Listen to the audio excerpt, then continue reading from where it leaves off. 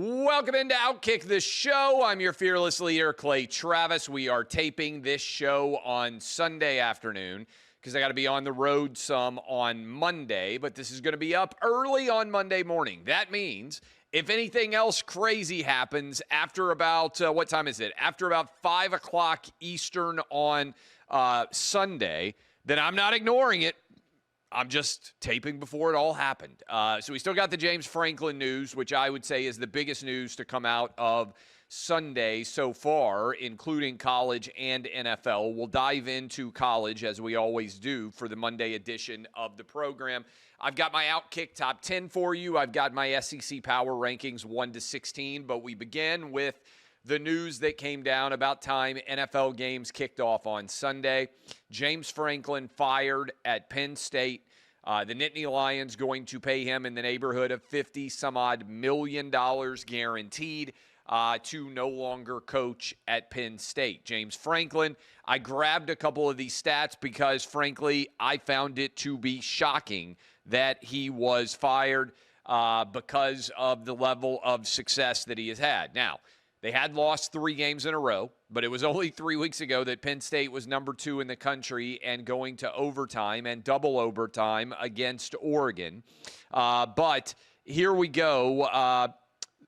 Lots of schools will be willing to hire, I think, James Franklin. Past 3 full seasons, 11-2, 10-3, 13-3.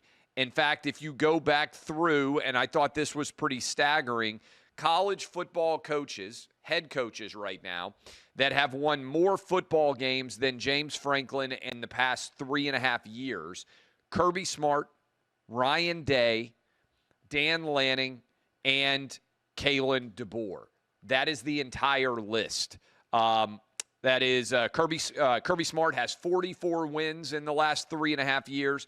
Ryan Day has 41. Dan Lanning has 40. Kalen DeBoer has 39, and James Franklin has 37. Marcus Freeman also has 37. Last year, James Franklin won 2 playoff games and looked like he was headed to the national championship game. This year, 3-0, returning a lot of that roster, but then consecutive losses to Oregon in double overtime. UCLA, props to UCLA since they fired their coaching staff. They've been on a tear. They went on the road and smoked Michigan State, and then the 1-point loss to Northwestern, and James Franklin is out. Why do I think this happened? Look, I think there are only a few coaches that are more successful than James Franklin over the last 3.5 years. I think there was a decision made at Penn State that they didn't believe James Franklin was going to win them a championship. And I think what happened with Indiana and Curt Cignetti, in addition to him going on the road and beating Oregon, is people are looking around and saying, wait a minute, if Indiana can do this, why can't Penn State? Why can't Michigan State? Why can't Iowa? Why can't insert any number of Wisconsin, Big Ten teams with high aspirations? Indiana and Curt Cignetti has changed the game a little bit. It's one thing if Ohio State wins. They're a traditionally powerful program. It's another thing if Michigan wins. They are also a traditionally powerful program. But when you have a school like Indiana come out of nowhere and start beating the Blue Bloods that quickly, a lot of people start looking around and saying, why can't we get a guy like this at our school? Now, Franklin's only 53 years old. I really believe there are a lot of college football programs that are looking around and saying, man, this guy could really be the right choice for us. Remember, it wasn't very long ago that Steve Sarkisian was winning at a high level. Then the wheels came off at SC, if I remember correctly. And he has to go back in and redeem himself. Same thing happens with Lane Kiffin. Now both Steve Sarkisian and Lane Kiffin are winning relatively big at Texas and at Ole Miss. I think if Franklin wants to coach next year, he will be coaching somewhere. This one surprised me. If you had told me, hey, Billy Napier is going to be out at Florida, or if you had told me that some of the other guys that are clearly on the hot seat, I like Hugh Freeze, but we'll talk about the Hugh Freeze situation in a moment, at Auburn. I think there are a lot of schools that have not had anywhere near the success of Penn State that have given their head coaches longer to try to win games. And so I was surprised by this. It makes me think Penn State has got something in the offing, that they have somebody they want to go after and they want to jump to the front of the line. Now, James Franklin recruited at a really high level. In fact, I saw Hayes Fawcett already posted this from the On3 account. James Franklin had 3 of the top 31, basically 3 5-stars already committed in the class of 2027. All of them immediately decommitted. I think what's going to happen in a hurry is a lot of the talent that Penn State has is connected to James Franklin, not to Penn State. Now, maybe they go get a new coach and he brings in a lot of enthusiasm and they're able to remake this roster. But I think in the transfer portal era, where everybody is able to bail, where recruiting is constantly in flux even more than it has been in the past, and where guys can get money really rapidly, I think Penn State has to be very, very careful here. The odds that they are going to get a better coach than James Franklin, I think, are very, very low. And I think there are a lot of teams out there with nowhere near the level of Penn State success that are looking there and saying, boy, maybe we go get James Franklin. So we will see what happens there, but I would suspect that we are going to have a ton of jobs coming open. There's going to be a lot of schools that are willing to pay these buyouts. Big Ten is talking about taking a private equity investment, which would lead to an influx of potentially hundreds of millions of dollars. And that's going to give all of these athletic departments resources to be able to throw money at these coaches for these long-term buyouts. Now, some people, by the way, leave aside this particular firing or Jimbo Fisher or any of them. Some people say, well, why in the world should they get the buyout? Why shouldn't they? I'll tell you. If I have a multi-year contract and I'm doing my best effort at the job and my employer decides, hey, we're going to fire this guy, then I expect to get all my money. I mean, I'm going to be honest with you. That's why there's a difference between for cause and without cause. Losing football games is not cause. Otherwise, what's the point of a contract? I'll tell you this. When I started in this business, radio contracts tend to be not worth the money that they are printed on. I mean, and I'll give you a little bit of an example of this. When I worked at 104.5 The Zone doing local sports talk radio in Nashville, I had a contract that was a multi-year contract, but effectively was at will. What do I mean by that? They said, oh, we're going to give you a 3-year contract, but they could fire me at any point in time, and they could pay me 2 weeks severance, and I was done. And I had a 6-month non-compete. I want you to think about that for a minute. When I was starting, I was making, I think it was $45,000 a year. My first radio contract, $45,000 a year. They could fire me with 2 weeks' notice. They could keep me from working for 6 months, and they had me locked up for 3 years. Is that remotely fair? Of course not. So eventually, I negotiated a new contract where I said, hey, I can only be fired for cause, which is a lot higher standard, which basically meant my contract was guaranteed. And if I decide to leave, I've got no non-compete at all at the end of that contract. I don't believe in non-competes. I don't believe in contracts unless there's a mutuality of obligation. And so if you want to sign me to a multi-year deal and you want to decide that you don't want me anymore, that's fine. That's business. I'm a big boy. But you're going to pay me every dollar that you owe me. And so I don't have any problem with any of these coaches negotiating. The loyalty street is not very long. The way that they protect themselves is by having big buyouts, because they know that at any point in time, any of them could lose 2 or 3 games in a row. The ball doesn't bounce your way. Ask Auburn. Sometimes you get poor officiating calls. Ask Auburn. And so you want to make sure you're protected. So that's my take on the big news coming out about James Franklin. Now, on-field results. What a win for Indiana and Kirk Cignetti. I talked about this. To me, this is part of the impetus that's going to drive a lot of coaches to lose their jobs. It's one thing if the traditional powers win. Texas, Oklahoma, Alabama, Michigan, Ohio State. Nobody loses their jobs because somebody who's been really good for generations is good. People lose their jobs when teams that are not very good for generations suddenly get good because it makes other people say, why can't that be us? And right now, Indiana, who I have as my overall number one team in the country, they are playing lights out football. This was the second best win of the season on the road against Oregon. Best win of the season, I still think, was Alabama going on the road and beating Georgia. But as a result, I've got Indiana as my overall number one team. I still feel like Oregon is likely to make the college football playoff. Dan Lanning's team, still very talented. They've got some tough games, USC, Washington, at Iowa, believe it or not, could be some landmine-style games. But in general, I think Indiana now has the best resume of anybody in college football. How about Texas? Do you remember just a few days ago when The Athletic was calling Arch Manning the biggest flop in the history of college football, the biggest bust in the history of college football? And I said, boy, this is profoundly unfair to Arch Manning, whatever you think of him. There's lots of high 4, high 5-star quarterback talent that never even starts a game at a big-time program, that never materializes in terms of being elite performance players, to say nothing of your first year starting full-time at Texas. I expect Arch Manning to continue to get better. Now, how high is his ceiling? I don't know, but he performed pretty doggone well against Oklahoma.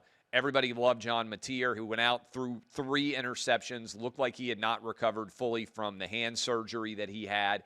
And as a result, the Texas Longhorns put a whipping on Oklahoma. And you start to ask, okay, other than Michigan, who didn't look particularly good against SC, and we'll get to that in a moment, how much of Oklahoma's resume was a paper tiger predicated on the fact that they had a very favorable start to the season with their games mostly at home? Worth contemplating. Similarly, Alabama, third straight top 15 win. They went on the road against Georgia. Then last week they took down Vanderbilt. This week they bounced back and got the win against Missouri. I thought Ty Simpson played well. Hung in the pocket when he was taking some big hits from Missouri. I thought that, was it PrizePicks, whatever his name is, whose name, the new quarterback at Missouri, I thought he had happy feet in the pocket, and late on that final drive, he just airmailed his guys running potentially wide open. If he hits them in stride, it's an easy, should be, chip shot field goal to put the game into overtime, and Missouri might well have had a chance to win that game. I didn't think he played very well. And I thought he ran himself into pressure instead of staying packed in the pocket. And maybe Missouri, this is a function of getting to play your first 6 games at home and barely having to go on the road at all until the back half of the schedule, where we'll see how good Missouri is. In fact, Missouri now goes on the road against Auburn. And I don't know if we have a still shot of this. I watched it like all of you last night down at Jordan-Hare. Was he or was he not in? I think he was in, and I think he was in with control of the football. Now, there's a still shot. You can zoom in on your own. It's a good defensive play by Georgia to be trying to pop the football out. But I think Jackson Arnold scored here.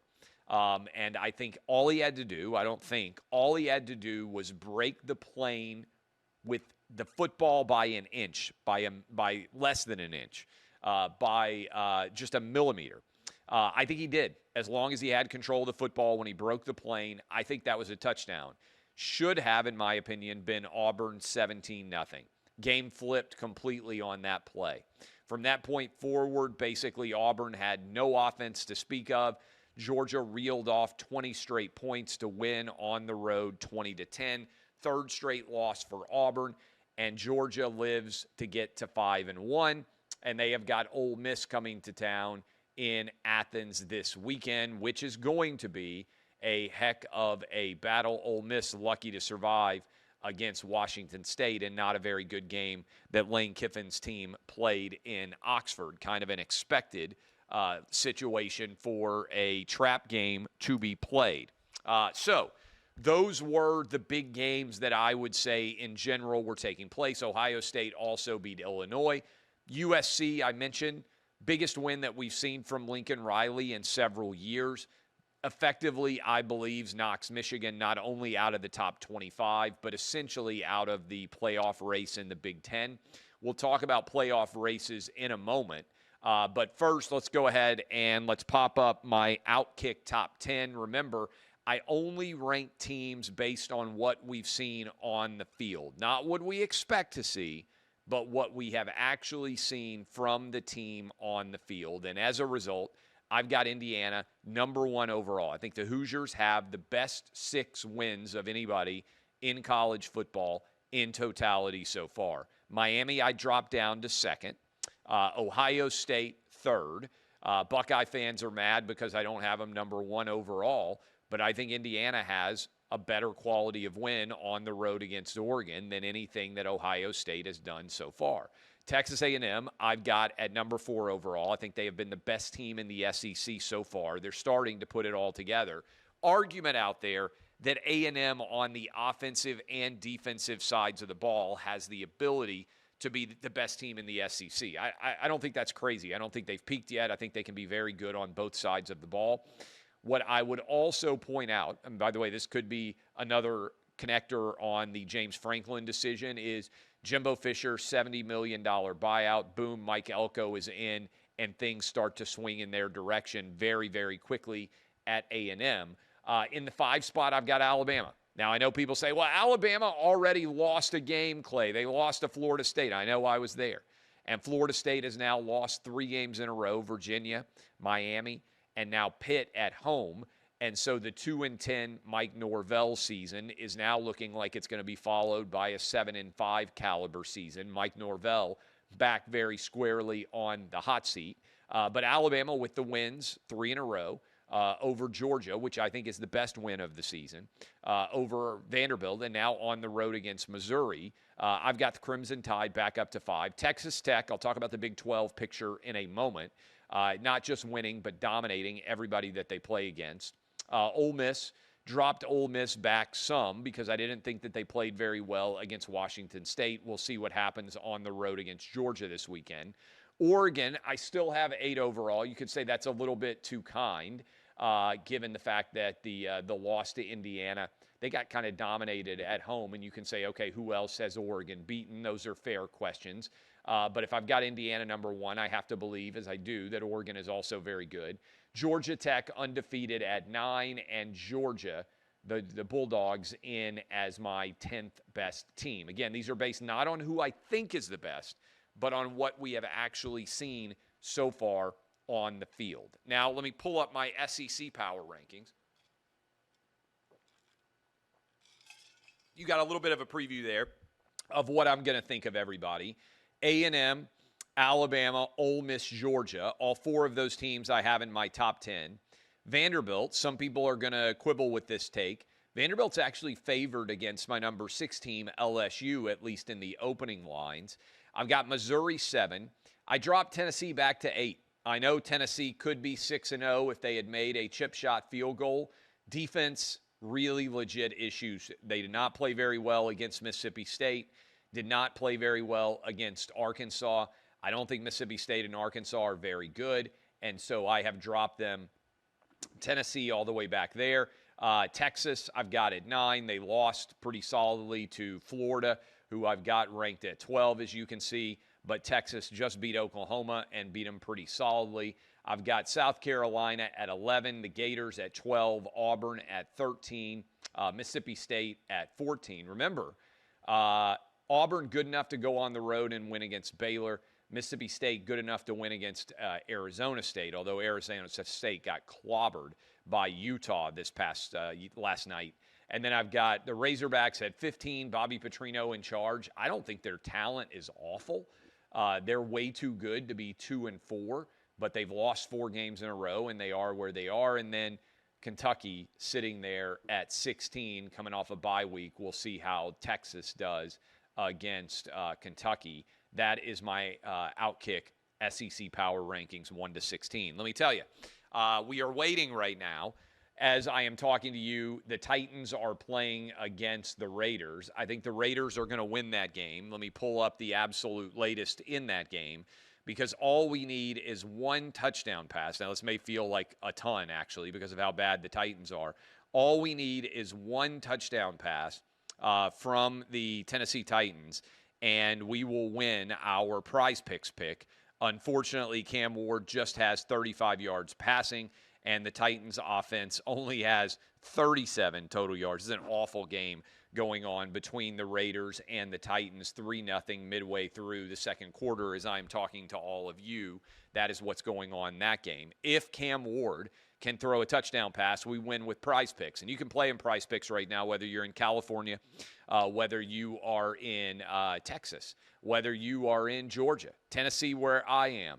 If you're feeling left out, 40-plus states, 13 million people playing. When you use code OutKick, you play $5, you get $50. We give you a pick every single week. I will have a new pick for you on Wednesday. We also give it out on Clay and Buck. We have won multiple times already this season. It's NFL players. All you have to do is pick more or less with 2 to 6 different players to try and win yourself a bundle. It's lots of fun. It makes the NFL, college football, Major League Baseball, the NBA, college basketball, whatever you like, it will make it more fun. All you have to do is go to prizepicks.com, use code OutKick. You can also download the app. Use code OutKick. When you play $5, you get $50, and you will be glad that you did it. All right, playoff picture. Let's run through conferences. I will tell you how I think they shake out. Right now in the Big Ten, I think there's a very good chance Indiana and Ohio State both go undefeated. They do not play each other. They will be substantial favorites the rest of the way. It would not stun me to have 12-0 Ohio State against 12-0 Indiana in the Big Ten title game. Okay, what about the rest of the Big Ten? A lot of teams fighting to try to be in that third and fourth spot. Oregon, I mentioned, they still play USC. They still play Washington. They still play some tough caliber competition, even on the road against Iowa. I believe not easy for Oregon. USC sitting there and being very happy with where they are. Nebraska. There are a lot of teams kind of flirting around on the periphery trying to argue, hey, we can still be the third or fourth best team in the Big Ten and put ourselves into contention to potentially be in the playoff mix. Illinois. This is where the 12-team playoff is good, right? Illinois, Michigan, teams with 2 losses in conference at the midway point can still look at their schedule and say, hey, we could run the table and go 10-2 and put ourselves in the playoff picture. In the SEC, if you bring back up my SEC power rankings, I think we've basically established a top 10 in the SEC. Not necessarily that you're going to agree with every one of my teams in the top 10, but I think those 10 teams are the ones all the way up to Oklahoma. Those are the ones that still have a playoff or SEC championship game pulse. We have eliminated South Carolina, Florida, Auburn, Mississippi State, Arkansas, and Kentucky. So those guys are playing for pride now. They're playing for bowl game, getting qualified for a bowl game, all those things. Top 10, probably 4 of those teams, maybe 5 of those teams has a chance to get into the playoff if they were to run the table, if they were to play well down the second half of the season. So halfway through the season, we've eliminated 6 SEC teams from playoff contention. 10 still remain. If you can get to 10-2, I think you have a chance to make the playoff. So in the SEC, the goal is to get to 10-2. If you get to 10-2, I think you're going to be in almost every year. Frankly, definitely the SEC, probably the Big Ten too. In the ACC, look, there's still a bunch of teams, Georgia Tech I have in my top 10, that are fighting for the opportunity to play against presumably Miami. But if Miami wins out, it feels, if you look at the rest of the schedules, it feels likely to me that the Hurricanes are going to be the only team potentially in the ACC. Similarly, in the Big 12, Texas Tech has opened up a decent gap between themselves and the rest of the conference. I know BYU is still undefeated, so there is a world where you end up with Texas Tech losing in the title game and arguing, hey, 12-1 Texas Tech could be in. Somebody else. To me, it looks like the Big 12 is trending towards potentially a one playoff bid League 2. We know we get one Power 5 conference team. To me, South Florida, Memphis look like they're at the top of that list. The Notre Dame. Notre Dame lost week 1 to Miami, lost week 2 or week 3. I think they had a bye, but then lost to Texas A&M. They have a decent chance to run the table. If they do, based on how well Miami and Texas A&M are playing, it's not crazy to think that 10-2 Notre Dame is back in the playoff mix. Also, if you look at the way that schedule is shaking out, we've got a big game. USC coming off of a big win over Michigan goes on the road against Notre Dame. If USC wins that game, then we can start to talk. We knock Notre Dame out of playoff contention, and we can start to talk about potentially USC as a playoff contender going forward as well. Okay, that is my big picture take on everything college football, and I will be back with you on Tuesday. Then I'm doing double shows with you on Wednesday, the Fade and the Wednesday edition of OutKick. Then I'm headed back to the beach with my kids, so no more OutKick shows after Wednesday. I'll be with my kids Thursday, Friday at the beach for fall break there. I'll still do Clay and Buck, so you'll get a full week of Clay and Buck from me on radio. Love all of you. DBAP unless you need to SBAP. This has been OutKick the show. I will see you guys Tuesday.